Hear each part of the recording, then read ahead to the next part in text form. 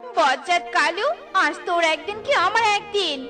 এই কথা বলে কাকুলি একটা লাঠি দিয়ে কালুকে মারতে থাকে।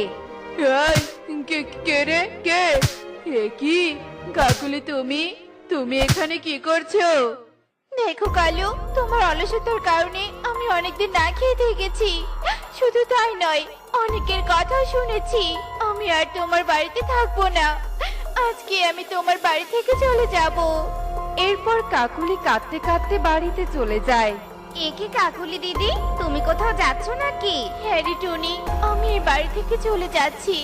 কালুর এত অলসতা আমি আর মেনে নিতে পারছি না রে টুনি।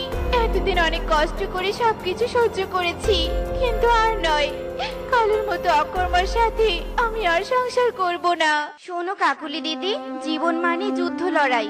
বেঁচে থাকতে হলে জীবনে অনেক খারাপ পরিস্থিতির সামনে পড়তে হয়, আর সেই খারাপ পরিস্থিতির সাথে লড়াই করে আমাদের বেঁচে থাকতে হবে।